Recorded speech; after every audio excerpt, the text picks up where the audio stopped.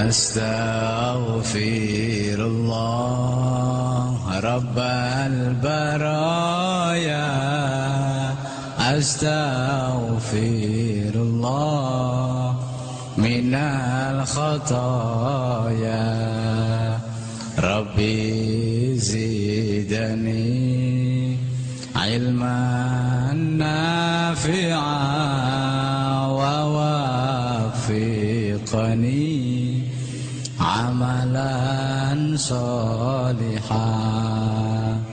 Ya Rasulullah salamun alaik, ya rafi'a sya'ni adfatan ya jiratal alami, ya uhailal judi wal karami, ya uhailal judi wal karami.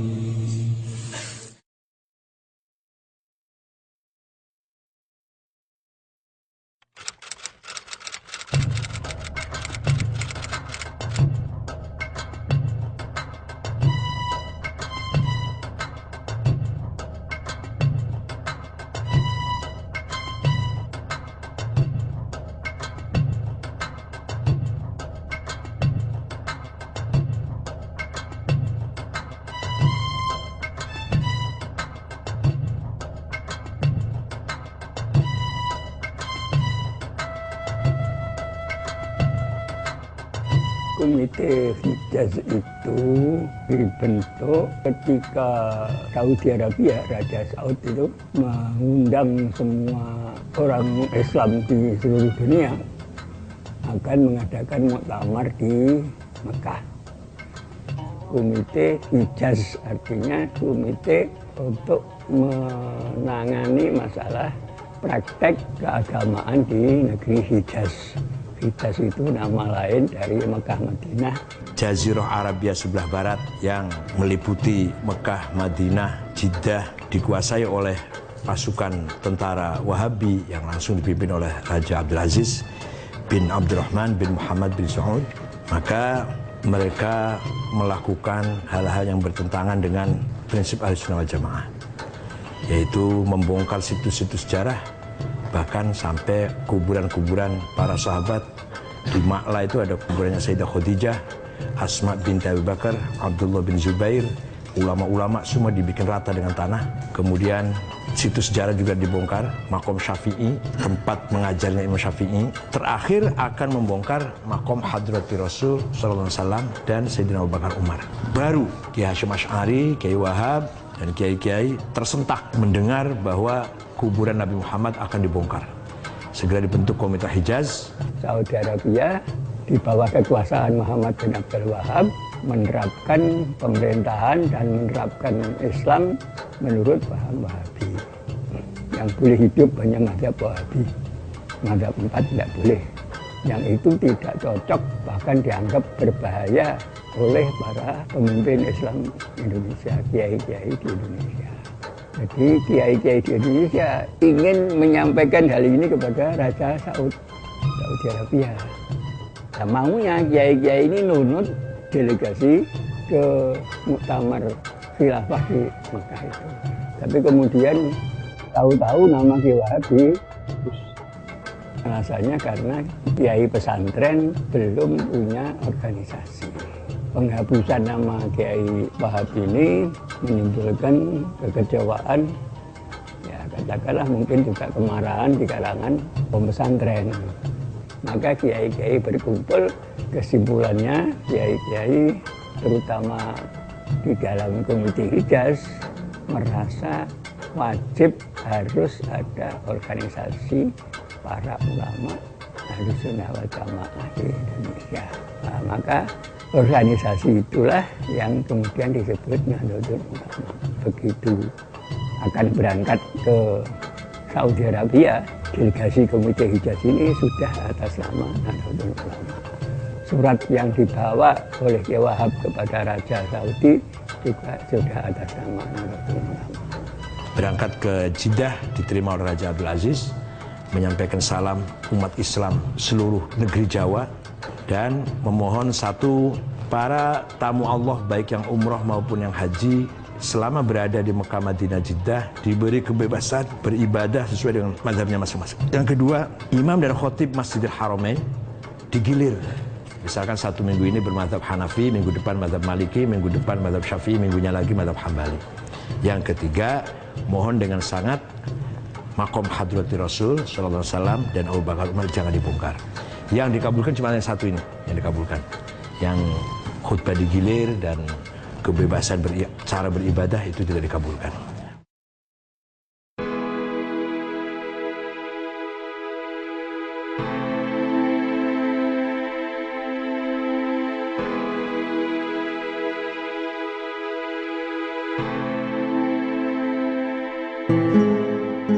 Kalau NU sebagai organisasi memang mulainya tahun 26 ya.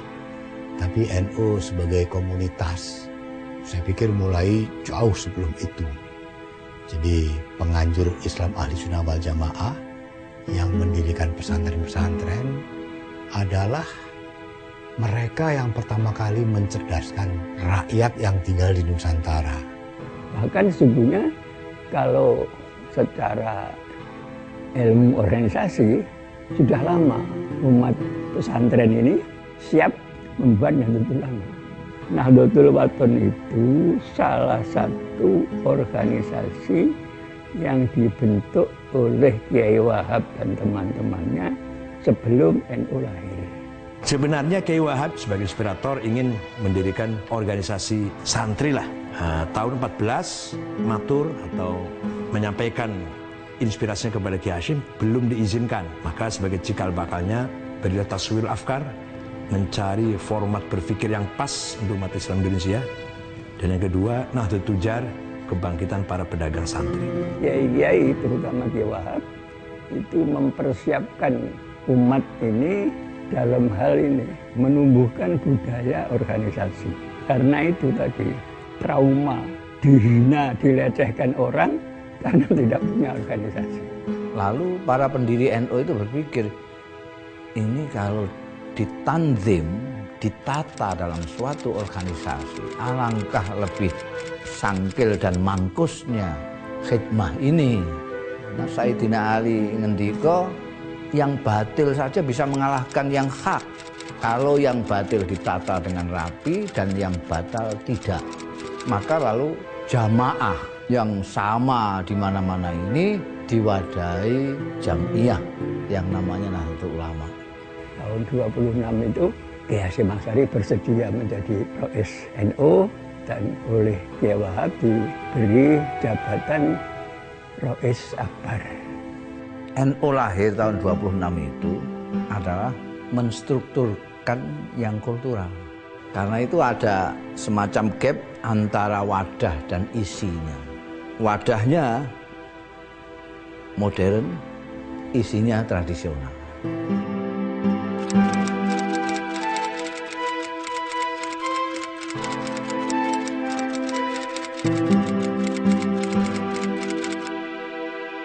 Konon asasi itu bahasa Indonesianya anggaran dasar. Konon itu anggaran, undang-undang, asasi itu dasar. Kemudian biasanya anggaran dasar itu didahului oleh mukadimah atau pendahuluan.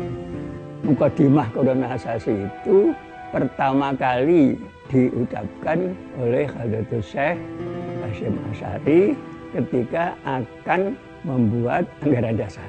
Dan pidato itulah yang kemudian menjadi mukadimah konon asasi. Jadi konon asasi sebenarnya adalah patokan strategis untuk NU di mana melandingkan agama ke Indonesia. Kenapa NU harus punya anggaran dasar, punya konon asasi? Karena kalau tidak punya konon asasi, NU tidak akan punya hak badan hukum reh marsun.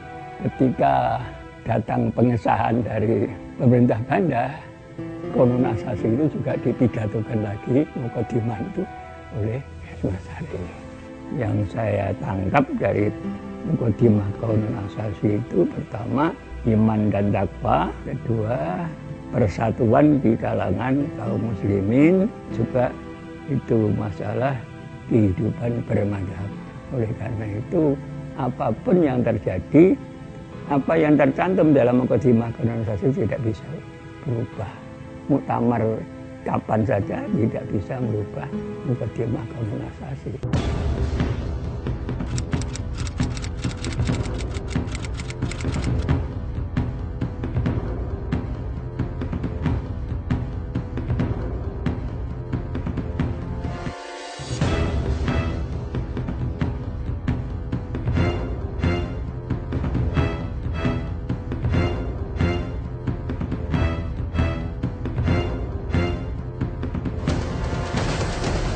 Peran NU tidak bisa diragukan, sangat besar sekali. Para ulama, para kiai bersama masyarakat yang taat kepada kiai sangat-sangat anti dengan penjajah. Beberapa kiai banyak sekali menjadi pahlawan yang tidak dikenal, yang berkorban dengan jiwanya melawan penjajah Belanda itu. NU yang dipimpin oleh Hadratus Syekh dan kiai-kiai sepuh pada waktu itu menanamkan kepada orang NU seperti halnya kiai-kiai pesantren menanamkan kepada santri-santrinya bahwa kita itu orang Indonesia yang beragama Islam, bukan sekedar orang Islam yang kebetulan di Indonesia. Sehingga kalau ada sesuatu yang mengancam Indonesia, otomatis sebagai orang Indonesia tidak usah disuruh siapa-siapa, tidak usah ditanya kontribusi segala macam, itu rumah-rumahnya sendiri. Kiai-kiai yang kemudian membentuk NU ini sejak sebelum terbentuknya NU sudah punya budaya melawan penjajahan, itu sudah ada. Ini saya rasakan sendiri sebagai orang yang pada saat-saat pergerakan itu. Saya waktu itu sedang mondok di Tebuireng. Bagaimana suasana santri Tebuireng menghadapi perlawanan terhadap penjajahan. Ini salah satu bukti bagaimana para kiai itu memusuhi penjajahan, melawan penjajahan dengan caranya sendiri. Dan sebelum ada Budi Utomo, sebelum ada macam-macam.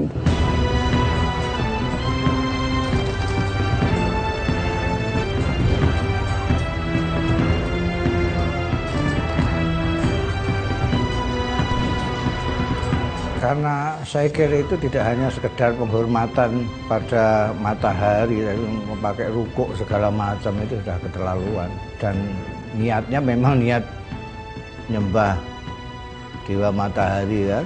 Kiai Hasyim Asy'ari sendiri pernah ditahan 1 bulan oleh Jepang karena menolak keluar dari tahanan, tangan kanannya mati, tangan kanannya sudah tidak bisa bergerak. Mungkin dalam Kongres Pemuda peran kita tidak signifikan. Tapi menjelang mendirikan negara, beberapa tokoh NU ikut di dalam BPUPKI dan PPKI. Kalau dilihat dari jumlah mungkin tidak banyak ya, karena secara resmi berperan di BPUPKI itu kan Kiai Maskur dan Kiai Wahid Hasyim ya. Kemudian di PPKI mungkin hanya Kiai Wahid Hasyim yang berperan, karena dari 61 menjadi 17, lalu ditambah anggota baru kira-kira 20, sisanya yang anggota BPUPKI itu tidak semuanya masuk ke PPKI. Cuma kalau dilihat dari sudut substansi dan dampaknya bagi pembangunan bangsa atau berdirinya sebuah bangsa dan negara itu sangat besar. Yang menonjol adalah Pak Wahid Hasyim yang duduk di dalam Panitia 9 yang merumuskan pembukaan Undang-Undang Dasar. Jadi perannya cukup besar menurut saya. Karena dari sudut substansi itu NU tentu memberikan sumbangan-sumbangan bagi perumusan dasar negara yang kemudian menjadi Pancasila. Di dalam BPUPKI yang memperdebatkan dasar negara tanggal 29 Mei sampai dengan 1 Juni, itu NU juga ada di dalamnya dan ikut di dalam perdebatan sehingga deadlock pada tanggal 1 Juni. Kemudian pada tanggal 22 Juni ada Piagam Jakarta. Di situ dari 9 orang terpilih ada satu orang yang bernama Kiai Wahid Hasyim mewakili golongan Islam. Nah, itu dampaknya terhadap ideologi negara. Sumbangan NU itu sangat signifikan. Proklamasi kami bangsa Indonesia dengan ini menyatakan kemerdekaan Indonesia.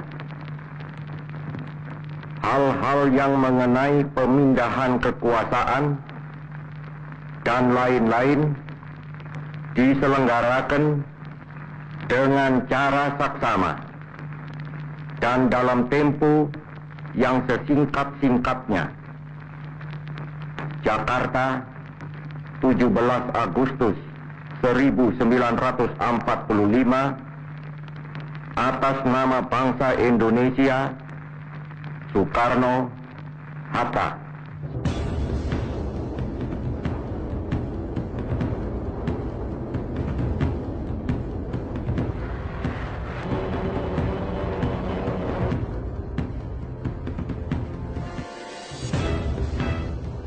Tanggal 10 November 1945, ketika Nika datang menyerang Surabaya dipimpin oleh Jenderal Malabi, maka Bung Karno, Pak Hatta, Jenderal Sudirman mengirim utusan bertamu kepada Kiai Hasyim Asy'ari di Tebuireng, Jombang. Bung Karno menanyakan hukumnya membela tanah air, bukan bela Islam, membela tanah air. Kiai Hasyim Asy'ari mengumpulkan para ulama, jaringan-jaringan ulama di kontak semua, kumpul di Tebuireng tanggal 20 sampai 22 Oktober tahun 45. 2 hari 2 malam diskusi yang melahirkan resolusi jihad Hasyim Asy'ari. Singkatnya, mempertahankan hak tanah air melawan penjajah, hukumnya fardhu ain, wajib, seperti wajibnya sholat, seperti hukum wajibnya sholat. Penduduk Surabaya dan sekitarnya radius 80 km harus melawan dengan senjata, yang di luar radius kilometer harus mendukung dengan apa saja. Bung Tomo sowan Hadratus Syekh Hasyim Asy'ari. Karena itu Hadratus Syekh mengeluarkan fatwa jihad ketika ada sekutu mau masuk ke Indonesia. Kenapa? Karena itu mau menyerang rumahnya. Di lapangan, Kiai Wahab yang sebagai komandan umum mengambil tempat di sebuah rumah di desa Siwalkerto. Di lapangan, Kiai Abbas dari Cirebon dan Kiai Maskur dari Malang, itu yang sebagai komandan lapangan. Yang mimpin di 10 November itu antara lain ada Kiai Abbas dari Buntet. Jadi yang perlaya pada saat kejadian itu yang banyak ya santri-santri. Santri-santri.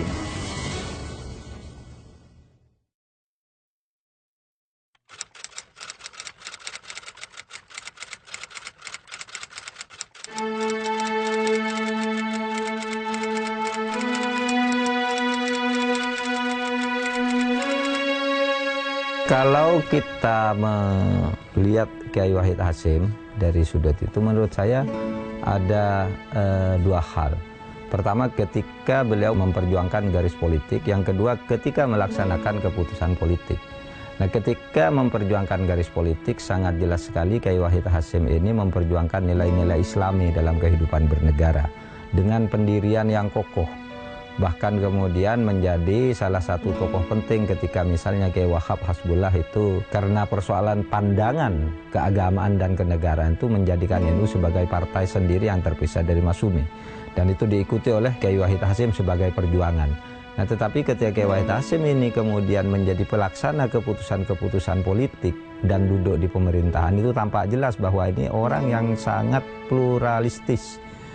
Penganut paham pluralisme, paham kebangsaan yang sangat kokoh.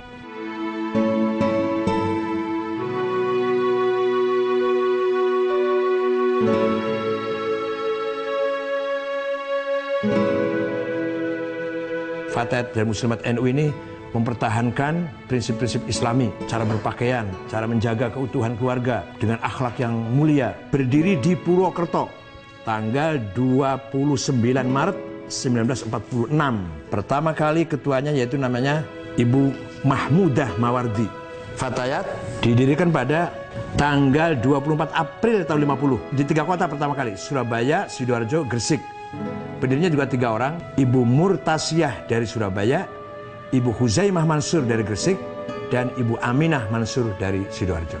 Kedua organisasi ini terbentuk untuk mewadahi kebutuhan perempuan-perempuan Nahdlatul Ulama akan sebuah wadah untuk berkegiatan maupun mengekspresikan keinginan mereka untuk aktif berpartisipasi dalam masyarakat. Kalau kita melihat dalam sejarahnya, baik Fatayat maupun Muslimat sebelum terbentuknya, sebelum terwadahi ya, itu tokoh-tokohnya sudah aktif dalam gerakan perjuangan kemerdekaan Indonesia. Baik secara langsung ikut angkat senjata maupun berperan di dapur umum, aktif untuk memastikan bahwa pejuang-pejuang kemerdekaan kita itu teropeni, terawat ya. Bahkan juga yang menjadi kurir-kurir untuk mengantar pesan-pesan rahasia antara para pejuang kemerdekaan. Jadi perannya luar biasa sekali.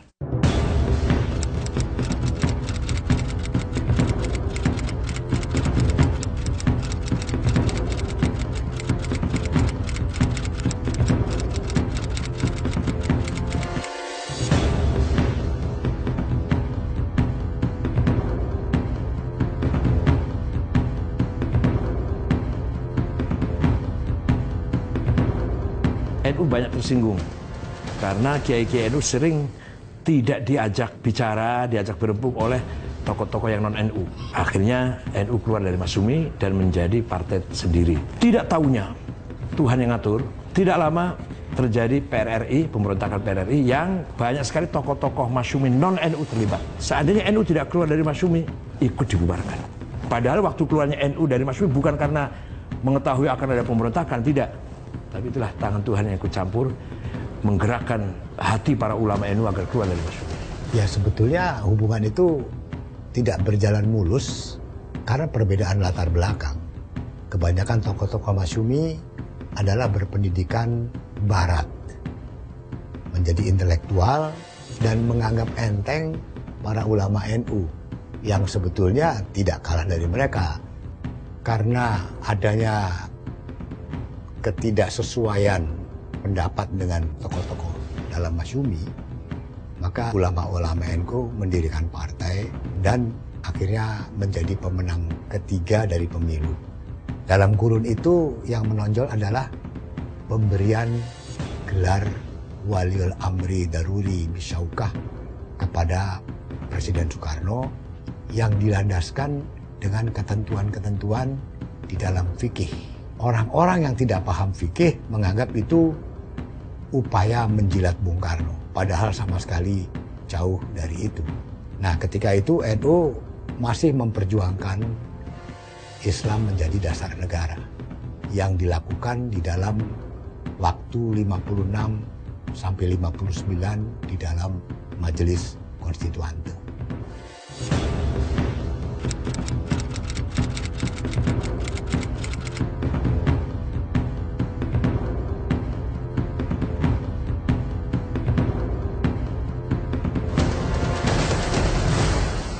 Sebetulnya masalah NU dengan PKI itu sudah jauh lebih awal ya.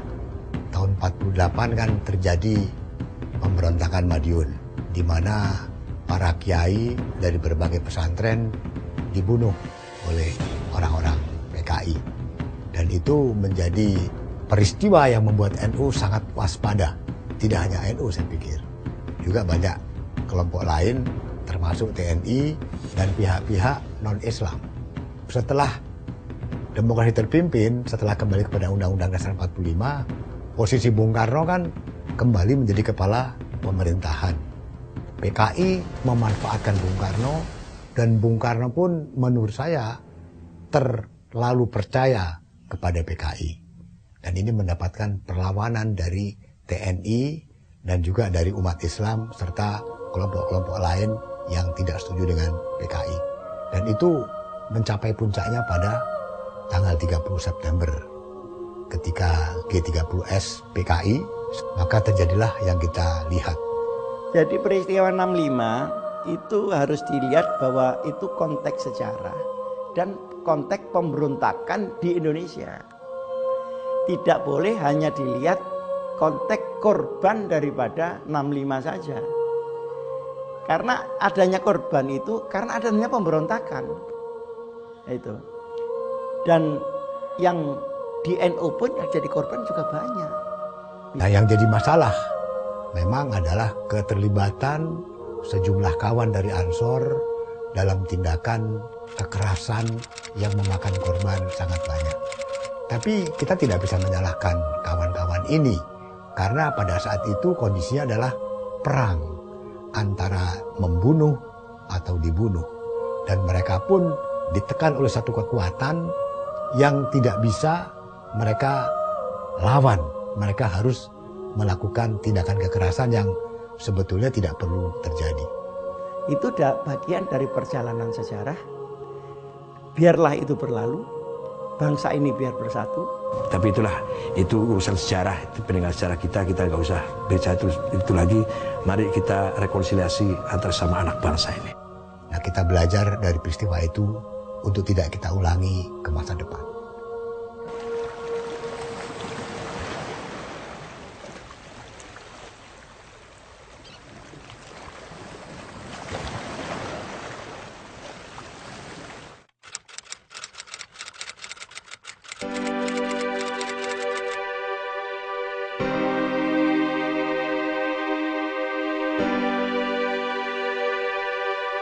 Ketika itu tokohnya yang terkenal Pak Subhan dengan Pak Syekhu ngotot ingin pemilu luber langsung bebas rahasia dengan keyakinan NU akan menang, minimal akan menunjukkan kekuatan NU lah. Ketika itu suasananya Pak Harto dan beberapa tokoh nasional, tokoh TNI terutama Angkatan Darat tidak berkenan kalau NU itu menjadi partai pemenang. Maka dari Sekber Golkar, sekretariat bersama golongan karya yang di situ juga ada Pak Subhan di situ. Kemudian dijadikan kendaraan, tidak mengatakan itu partai, tapi itu golongan karya, dan golongan karyalah yang harus menang. Kalau menurut saya, dulu itu ada kekuatan sosial politik di Indonesia itu ada 6. PNI, Masumi, PKI, NU, militer. Setelah Bung Karno tidak ada, PNI tidak ada, Masumi tidak ada, PKI tidak ada, tinggal 2. Tentara bikin Golkar. Maka yang dijeleng-jeleng, yang ditekan-tekan itu NU. Pemilu pertama tahun 71 sudah diperlakukan begitu kejam, NU masih eksis. NU menjadi sasaran dari pemerintah Orde Baru pada pemilu tahun 71 dan seterusnya. Hal itu terjadi karena pemerintah masih menganggap NU masalah, ancaman, karena masih menginginkan negara berdasar Islam. Karena itu lalu dilakukan segala macam upaya, termasuk akhirnya dibonsaikan dalam P3. Dan betul-betul NU waktu itu sudah menjadi kecil secara politik. Ya itulah sejarah perjalanan bangsa kita. Kita tidak usah mengungkit-ungkit itu ke belakang. Kita maafkan, tapi tidak bisa dilupakan. Atas nama pimpinan Majelis Permusyawaratan Rakyat, saya sampaikan selamat bersidang, selamat bermusyawarah. Semoga Allah Subhanahu wa Ta'ala senantiasa melimpahkan taufik dan hidayahnya kepada kita sekalian dalam rangka usaha pembangunan bangsa dan negara Republik Indonesia.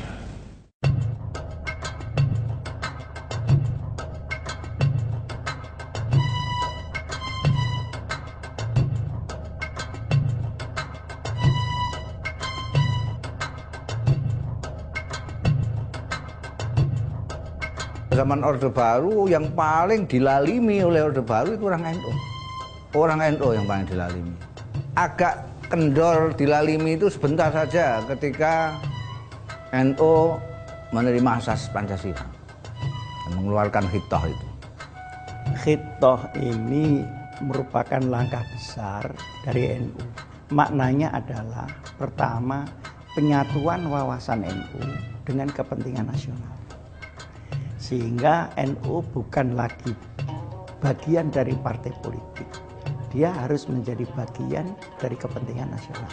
NU mempunyai ijtihad, sepakat bersama Munas Situbondo dalam Munas itu, bahwa NU keluar dari partai politik, kembali ke khitoh NU, yaitu pertama kali NU dibangun oleh Kiai Hasyim Asy'ari bukan sebagai partai politik, sebagai organisasi keagamaan dan kemasyarakatan. Penerimaan NU terhadap Pancasila pada tahun 83 di Munas Alim Ulama yang diperkuat dengan Muktamar tahun 84, tidak ada lagi masalah itu. Dan itu penerimaan itu adalah menurut saya awal baru dari hubungan antara Islam dan Indonesia. Gus Dur sama Kiai Ahmad Siddiq itu mempunyai diplomasi yang bagus sekali, sehingga bisa meyakinkan Pak Harto bahwa Khitoh ini akan lebih baik. Dan ternyata dimanfaatkan betul sama Pak Harto. Khitoh ini untuk menghalang-halangi orang untuk berpolitik praktis saja itu. Khitoh Nahdlatul Ulama itu berarti menata kembali Nahdlatul Ulama menurut cita-cita semula. Itu pokoknya ke sana. Ya, noto masalah dakwah, masalah ibadah, masalah paham keagamaan, dan lain-lain. Juga noto bagaimana sikap kenegaraan kita, dan lain-lain, termasuk juga bagaimana sikap kita terhadap politik. Khitoh Nahdlatul Ulama ini pada prinsipnya adalah menunjukkan ini loh, garapan-garapannya pendahulu-pendahulu kita dulu yang harus dilaksanakan secara baik, secara organisatoris, secara bagus. Karena Khitoh itu lahir pada zaman Indonesia sedang ribut berpolitik, ya. Banyak penafsir Khitoh yang berdasar atas kepentingan. Karena momen pada waktu itu momen politik, sehingga Khitoh sampai sekarang ini ada Rois Suriah yang mempunyai pikiran bahwa Khitoh itu karena politik. Dulu ada Majelis 24 yang terdiri dari kiai-kiai, dari tokoh-tokoh muda dan lain sebagainya yang mengadakan diskusi yang intens mengenai gimana NU ini kok jadi khidmahnya kepada umat kok tidak seperti dulu-dulu. Akhirnya Majelis 24 ini membentuk tim 7. Tim 7 yang diketuai oleh Gus Dur. Di dalam Khitoh itu disebutkan bahwa khidmah Nahdlatul Ulama bisa berhasil dengan baik tergantung kepada pimpinan, pengurus dan warga NU di dalam menjalankan Khitoh Nahdlatul Ulama ini. Kita ingatkan 94 Orde Baru melalui Kasat waktu itu ingin mencegah supaya Gus Dur tidak terpilih di dalam muktamar di Cipasung. Pak Harto itu tidak ingin NU dipimpin oleh orang NU, itu kan sudah keterlaluan. Di Cipasung itu tidak boleh orang NU milih tokohnya sendiri. Ya masukkan orang yang nggak jelas nasabnya di NU supaya mimpinnya. Upaya itu tidak berhasil. Di situ kita melihat bahwa kemandirian NU tetap terjaga. Karena kita juga utuh. Walaupun kita dipengaruhi orang lain, ditekan orang lain, tapi kita punya kemandirian.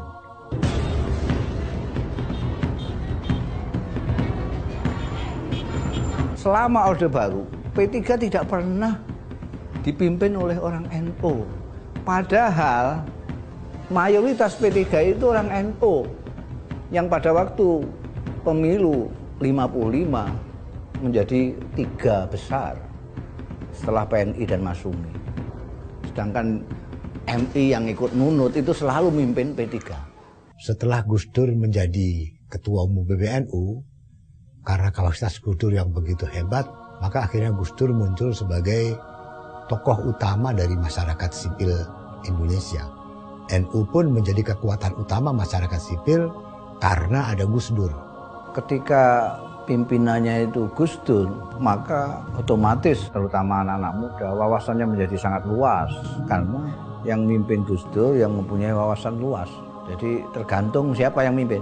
Kalau kita lihat kenapa orang begitu menghormati Gus Dur, karena ibadah-ibadah sosialnya itu keikhlasannya menurut saya tinggi. Sehingga Tuhan menggerakkan hati orang-orang itu untuk menghormati Gus Dur. Kalau pemimpin NU tidak ikhlas, NU tidak akan berhasil sampai kapanpun. Coba bayangkan orang seperti Gus Dur tuh belusuan ke pesantren-pesantren, bertemu rakyat, bertemu LSM gitu. Dan nunggu laporan-laporan dari orang di level yang langsung di bawahnya, tapi turun sendiri. Kiai Wahid Hasyim juga dulu begitu, Saifuddin Zuhri juga begitu kan. Itu ditunjukkan sikap seperti itu oleh Gus Dur tanpa tendensi yang bisa dinilai itu hanya untuk pencitraan. Gus Dur itu tidak peduli ketika diberitahu misalnya, Gus jangan gitu, nanti Gus Dur malah dukungannya kurang. Tidak peduli dia, saya tidak butuh soal-soal begitu katanya. Mau didukung, mau tidak, terserah saja, saya tidak butuh percitraan apa. Pokoknya ini jalan. Maka terjadilah apa yang sudah kita lihat kan, bahwa Gus Dur menjadi ujung tombak dalam menghadapi Pak Harto dan pemerintah Orde Baru yang berujung kepada peristiwa reformasi. Tanpa peran Gus Dur, tanpa peran NU pada saat itu, tidak akan terjadi seperti yang kita lihat. Atau terjadi pun pasti mundur waktunya. Reformasi ini dimulai dari Ciganjur, di rumahnya Gus Dur, dihadiri oleh tokoh lain yaitu Pak Amin Rais, Ibu Megawati, dan Sri Sultan Hamengkubuwono. Itulah awal mula reformasi yang sebenarnya.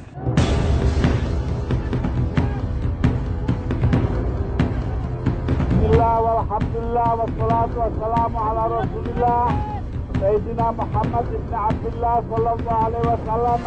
Ini karena ini anti kekerasan.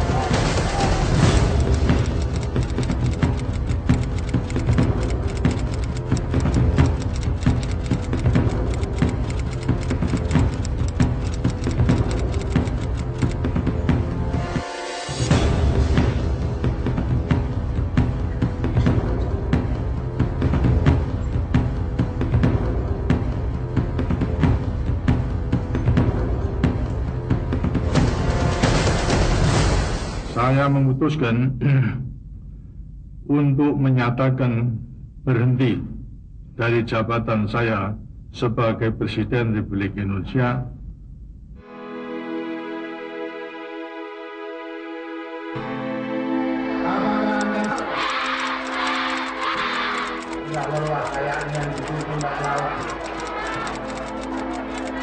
Ayo kita ulang, kita membela yang benar. Dibentuk PKB itu tanggal 23 Juli tahun 98, setahun sebelum pemilu. Jadi dadaan kemudian ikut pemilu. Yang mengajak saya Gus Dur. Nah, pertama kali yang saya tanyakan, loh Gus Dur kan menghitohkan NU, kok sekarang bikin partai? Apa tidak kontradiksi? Maka penjelasannya begini, yang kita hitohkan itu adalah NU sebagai jamaah dan jami'iyah. Ini harus menempati posisi hitoh yang hubungannya itu bukan NU partai tapi NU bangsa. Tetapi sistem nanti di reformasi ini akan bertumpu kepada partai politik. Nah, kalau NU tidak mempunyai partai politik, maka aspirasinya tidak akan disalurkan berikut mindset politik kebangsaannya. Nah, terus bagaimana hubungannya dengan hitoh? Kita bisa. Karena ketika itu orang NU sebagai komunitas bisa digerakkan, maka PKB dapatnya besar. Ketika dapat besar, anak-anak kita banyak yang jadi DPR, DPRD, ada jadi menteri, ada jadi panitia ehod, Gus Dur sendiri jadi presiden, kan begitu kan? Sebagai hasil daripada jembatan ini tadi. Bismillahirrahmanirrahim. Sebagai presiden terpilih berdasarkan ketetapan MPR RI nomor. Bagi NU secara formal prestis ya, saya kira itu sangat penting karena kemudian itu tadi ternyata orang NU itu bisa menjadi presiden yang dikehendaki oleh rakyat. Itu satu, bagi NU secara formal prestisius. Tapi secara material NU tidak dapat apa-apa sebenarnya kalau mau menghitung material. Kalau bagi bangsa ini yang terpenting, Gus Dur memperkuat visi kebangsaan kita. Gus Dur menunjukkan bahwa NU itu harus menjadi jangkar pluralisme jangkar kebinekaan kita, jangkar kebangsaan kita. Itu ditunjukkan oleh Gus Dur. Gus Dur mikirnya bukan NU, mikirnya Indonesia. Dia bersakit-sakit diterima asal untuk Indonesia. Sekarang ini persoalan kita politik sudah sangat transaksional. Pokoknya Anda ingin dapat ini harus melakukan ini. Itu beda dengan yang dilakukan Gus Dur dulu. Dulu Gus Dur ditawari, Gus Dur mau selamat asalkan melakukan ini. Tapi Gus Dur tolak. Tidak, kata Gus Dur. Demokrasi itu bukan pasar. Demokrasi itu bukan bertukar-menukar begitu. Saya sering ceritakan kan Gus Dur ketika mau jatuh, itu sudah ditawari, Gus Dur Anda tidak akan jatuh asal mau mengganti menteri. Kan gampang, seorang presiden ingin selamat, sudahlah ganti menteri, dia memang bisa mengganti. Tapi Gus Dur bilang, tidak, demokrasi itu bukan pasar. Oleh karena demokrasi bukan pasar, kalau minta saya sebagai presiden mengganti menteri atas perintah partai politik, maka saya melanggar konstitusi, maka saya lebih baik tunduk kepada konstitusi, kata Gus Dur. Tidak apa-apa saya jatuh, dan itu yang terjadi. Gus Dur, you are still our president.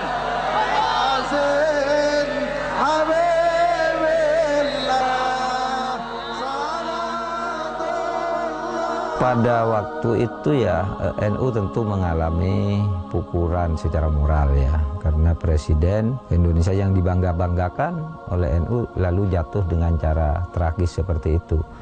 Tetapi orang NU juga harus bangga ketika Gus Dur ternyata memberi contoh bahwa negara yang begitu besar dengan presiden yang begitu banyak dukungan dijatuhkan di dalam sebuah proses politik, tetapi tanpa korban darah sedikit pun. Anda tahu jatuhnya Pak Harto misalnya itu makan korban Semanggi, makan orang-orang diculik yang hilang 14 orang sampai sekarang tidak ketemu. Bung Karno jatuh juga itu lebih parah lagi, mengorbankan darah manusia begitu banyak, konflik PKI dengan rakyat dengan angkatan darat itulah kan, lalu ratusan ribu orang meninggal menjadi korban sampai kemudian menjatuhkan Bung Karno. Zaman Gus Dur coba Anda lihat, tidak ada satupun orang meninggal ketika Gus Dur jatuh. Karena apa? Karena Gus Dur sendiri sudah menyatakan tidak masuk akal kalau hanya mempertahankan kekuasaan itu harus mengorbankan nyawa seseorang. Sehingga Gus Dur pada waktu itu bahkan sebelum jatuh sudah mengutus saya ke berbagai tempat di Jawa Timur dan Jawa Tengah yang punya kantong-kantong pendukung fanatik. Saya datangi kiai di sana. Saya datangi tokoh-tokoh di sana untuk memberi pesan Gus Dur, tidak usah merencanakan membela Gus Dur ke Jakarta. Pada waktu itu kan sudah siap pasukan berani mati kan, dari Jawa Timur, dari Jawa Tengah udah datang ke Jakarta. Nah kalau Gus Dur mau, ya dibiarin aja gitu kan pasti terjadi pertumpahan darah. Mungkin orang berhasil saja menjatuhkan Gus Dur, tapi dengan cara yang berat. Kalau Gus Dur mau melawan pada waktu itu.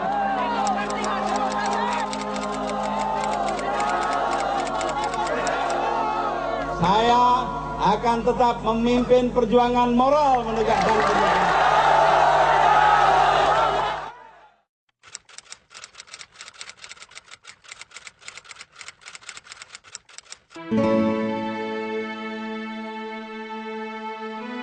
ICIS itu singkatan dari International Conference of Islamic Scholar.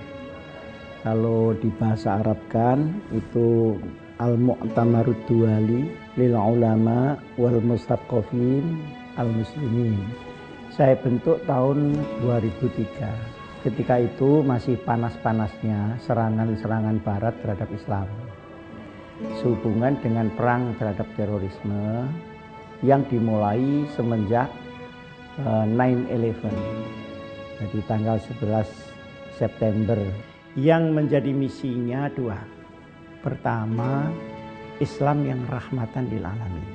Maksudnya untuk mengembalikan citra Islam tidak seburuk yang orang barat menyangka.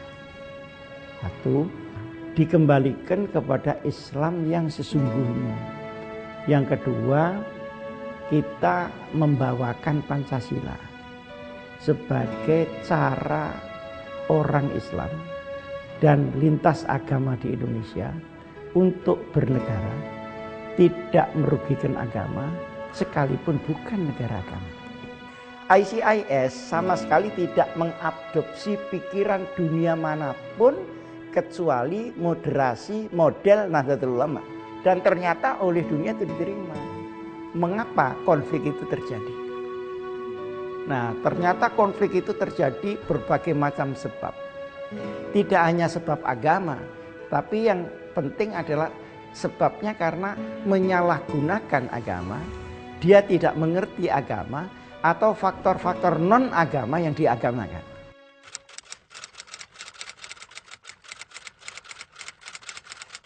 Ada seorang pemimpin pergerakan nasional Indonesia, adalah Dr. Sutomo, yang ikut mendirikan Budi Utomo. Beliau mengatakan pesantren adalah konservatorium patriotisme dan nasionalisme Indonesia. Andai kata tidak ada pesantren, andai kata tokoh-tokoh Indonesia hanya mendapatkan pendidikan barat, kiranya sulit mengajak mereka untuk memperjuangkan kemerdekaan Indonesia. Semangat memperjuangkan Indonesia itu sangat didukung oleh pesantren-pesantren.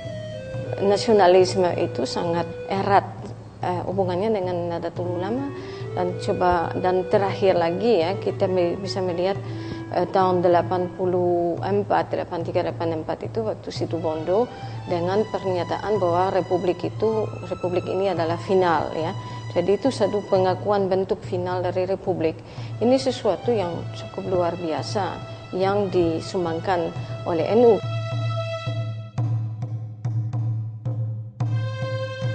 Orang NU itu orang Indonesia yang beragama Islam.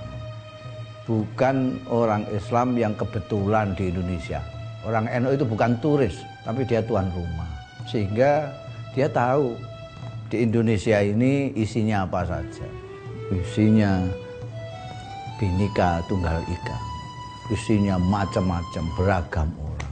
Islam yang majemuk ini diberi warna-warna Islam yang penuh kesejukan, penuh persaudaraan, sehingga konsep kebangsaan kita itu lalu mudah difahami dari pandangan NU, kemudian juga dikristalisasikan di dalam ideologi negara dan konstitusi yang penegakannya juga kemudian bisa dipaksakan oleh negara sebagai satu faham kenegaraan gitu. Kalau dalam konteks agama dengan negara, tadi sudah kita menerima Pancasila, dan NU juga menjadi pelopor dari masuknya sejumlah aspirasi umat Islam.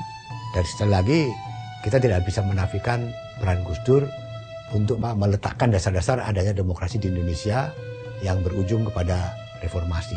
Gus Dur itu punya andil besar sekali dalam keterbukaan pemikiran orang-orang NU muda. Dia memberi satu kepercayaan diri dan juga perlindungan kepada pembaruan di dalam NU. Ya, Gus Dur itu selalu memikirkan bahwa yang bisa mengkontribusi sesuatu justru itu adalah orang-orang keluaran pesantren.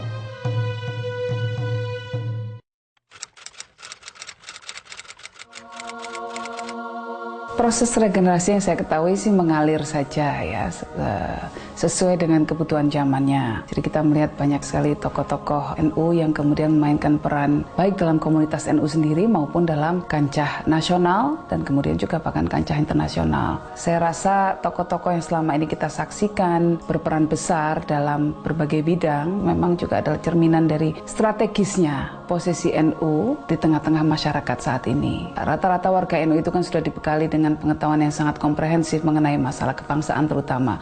Jadi pemahamannya biasanya sangat komprehensif. Ketika kemudian bangsa ini membutuhkan sumbangsi dari mereka, siap mereka untuk mengisi ruang-ruang di kancah publik. Kita harapkan regenerasi ini lancar dengan baik sehingga NU akan selalu eksis sampai ila yaumil qiyamah insyaallah. Kita sudah berusaha ada pengkaderan, di samping pesantren juga itu tempat pengkaderan yang paling efektif. Maka bagi saya pribadi ya, peran anak-anak muda NU itu adalah harus memastikan bahwa mereka bisa mengerek bisa mendorong agar globalisasi ini menjadi sebuah hal yang positif yang membawa maslahah terutama bagi tingkat akar rumput.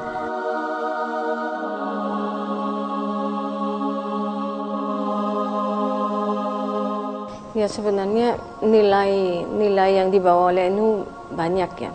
Tapi kalau ditanyakan secara singkat saya kira ya bahwa yang terpenting mungkin adalah kemampuan untuk adaptasi pada konteks lokal. pada kebudayaan lokal ya.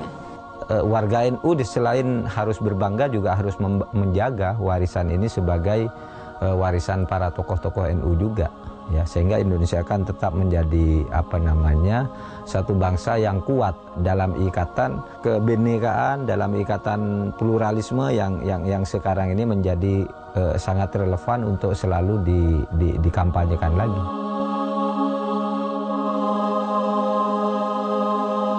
Kita ingin menjadikan Indonesia mutamaddin, Indonesia beradab, Indonesia berkeadilan, yang sejahtera, umat Islamnya cerdas, berkecukupan, bermartabat, disiplin, toleran, menjunjung tinggi perbedaan. Itulah namanya mutamaddin atau Madinah. Jadi kedepannya menurut saya peran kesejarahan NU adalah menjadi kekuatan utama masyarakat sipil untuk memperjuangkan demokrasi ekonomi. Kalau dalam era Gus Dur dulu NU melawan pemerintah karena pemerintahnya memang harus dilawan, maka kedepannya NU harus menjadi mitra pemerintah dalam mewujudkan demokrasi ekonomi. Astaghfirullah Rabbal baraya, Astaghfirullah minal khataya, Rabbi zidni ilman nafi'an wa wafiqani amalan sholihan.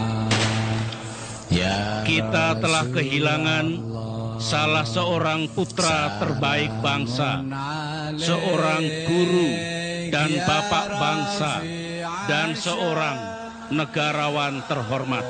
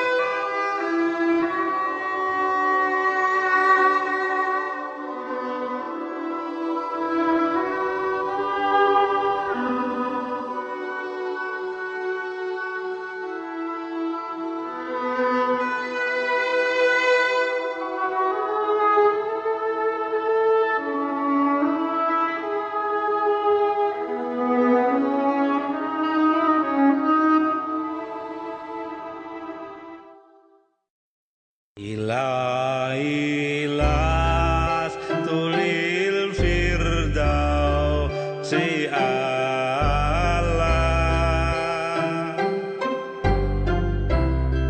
pala aqwa ala naril jahimi,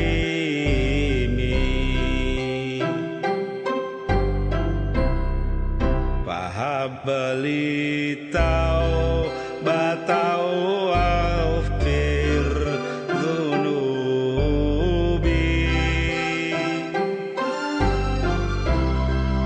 wa innaka